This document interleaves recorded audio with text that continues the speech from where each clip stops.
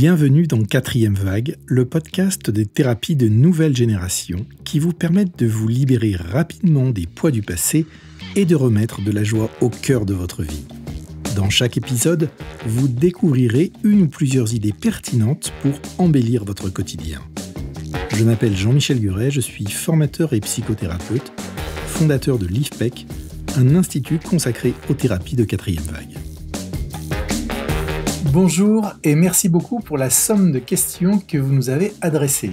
Avec première question qui regroupe un grand nombre de questions, c'est globalement on pourrait dire pourquoi s'intéresser à l'EFT clinique et à la psychologie énergétique en général.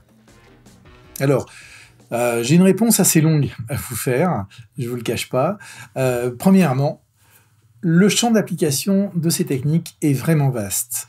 On peut s'en servir sur de très nombreux problèmes ou également pour développer des compétences aussi bien physiques qu'intellectuelles. La psychologie énergétique et l'EFT concernent prioritairement le traitement des troubles anxieux et des troubles de l'humeur. Donc, dans ces catégories de problèmes, on y trouve au premier rang le célèbre trouble ou syndrome de stress post-traumatique, en abrégé TSPT ou SSPT. Mais également les phobies qui sont très généralisées dans la population, les TOC, les troubles obsessionnels compulsifs, l'anxiété généralisée, les attaques de panique. On pourrait dire en résumé tous les problèmes qui sont en lien avec l'émotion de peur et aussi avec le stress.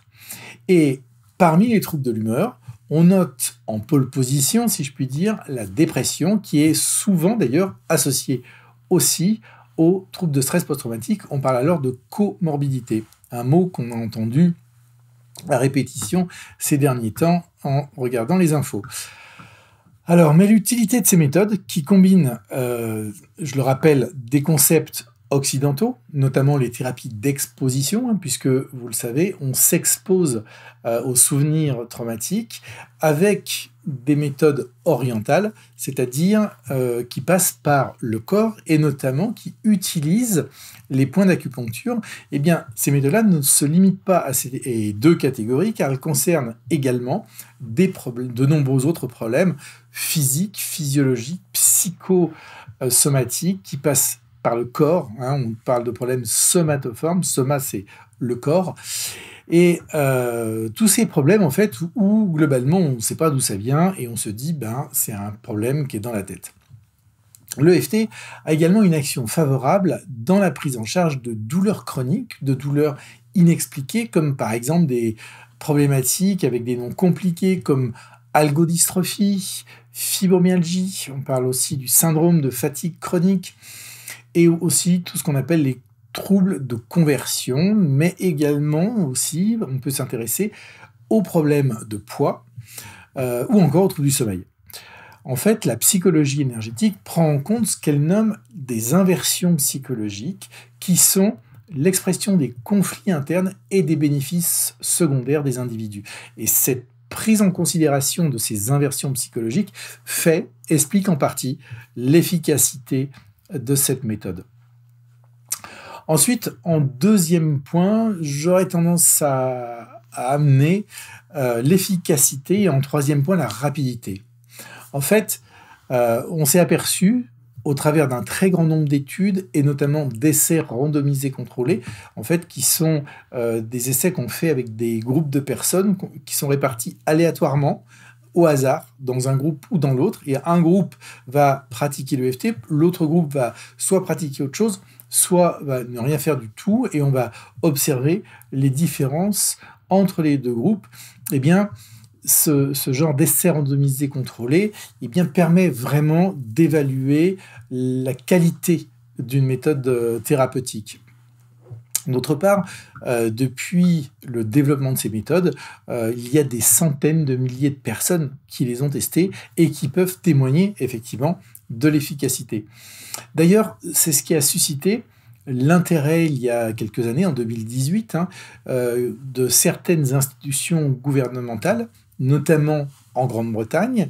L'équivalent de l'HAS, c'est le NICE, NICE, National Institute for Health and Care Excellence, c'est l'équivalent de l'HAS en fait, hein, la haute autorité de la santé en France.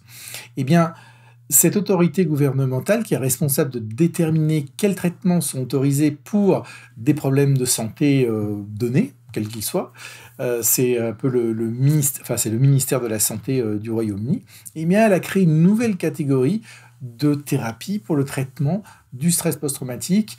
Alors, je vous donne la traduction française, c'est les thérapies somatiques et cognitives combinées, dans lesquelles on retrouve l'EFT et la TFT. Et il est probable que cette décision fasse date dans le développement de ces méthodes innovantes, parce que c'est vraiment un État proche d'une autre qui prend cette décision.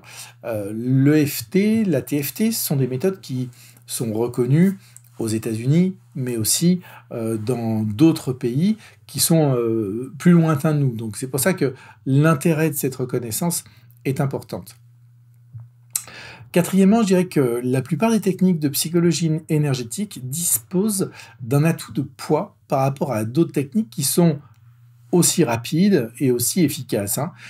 Elles sont simples à apprendre et simples à pratiquer. Et les patients, les personnes qui viennent nous voir, en fait, peuvent s'en servir elles-mêmes, notamment pour réguler leur niveau émotionnel, pour contrôler leur débordement émotionnel, pour calmer leur stress, pour, par exemple, éviter une attaque de panique ou une montée émotionnelle très puissante au moment de prendre la parole, de passer des examens. Même, on peut arriver à se libérer de petits traumas par nous-mêmes, sans avoir forcément recours à un thérapeute. Et si on est engagé dans une thérapie, eh bien, ça permet de diminuer le nombre de séances, ça permet également d'accélérer l'efficacité et de diminuer donc la durée de la thérapie. Les outils de la psychologie énergétique sont vraiment autonomisants et c'est un atout majeur car ils permettent de réduire l'automédication abusive, de reprendre le contrôle de sa vie en fait, hein, on peut carrément le dire, et de raccourcir considérablement la durée des thérapies comme je vous le disais. Voilà, et c'est aussi cet aspect d'ailleurs économique qui suscite l'intérêt des Anglais, c'est-à-dire arriver à réduire les dépenses publiques et c'est certainement un argument qu'il faut mettre en avant pour la promotion de ces méthodes. Et une cinquième bonne raison de s'intéresser à cette famille de thérapies réside dans le fait qu'elle préserve le thérapeute et lui permet de maintenir son équilibre émotionnel tout au long de ses séances, ainsi que dans la durée de sa pratique. On parle rarement du stress des thérapeutes, du burn-out qui les guette, ou de la surcharge émotionnelle à force d'être confronté à la douleur des autres. Le traumatisme vicariant, par exemple, et la fatigue compassionnelle sont vraiment deux tabous, on peut dire, dans le monde du soin et de l'accompagnement. Pourtant, c'est un véritable fléau qui touche nombre de thérapeutes et de bénévoles. J'ai eu personnellement l'occasion de m'en rendre compte, de pratiquer l'EFT dans des situations extrêmes, lors de missions humanitaires en Haïti, par exemple. J'y suis allé en 2011, un peu plus d'un an après le tremblement de terre. Non seulement l'efficacité de l'EFT nous a permis d'agir de manière très concrète, mais le fait d'utiliser l'outil sur nous-mêmes, quand on montre comment pratiquer, comment dérouler et quel point stimuler, bien, on en profite les premiers, je pourrais dire, et ça nous permet de nous libérer, en tout cas de ne pas stocker la charge émotionnelle qui est déposée dans la séance par les personnes que nous accompagnons.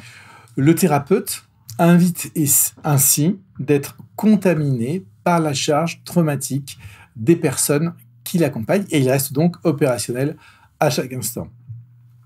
Et si ces méthodes déclenchent aujourd'hui de la défiance, voire éventuellement de l'agressivité, après avoir été tourné en ridicule au début des années 2000, c'est ce qui s'est passé aux États-Unis, eh bien, c'est peut-être qu'elles suivent en fait une sorte de cycle, le fameux cycle décrit par Arthur Schopenhauer.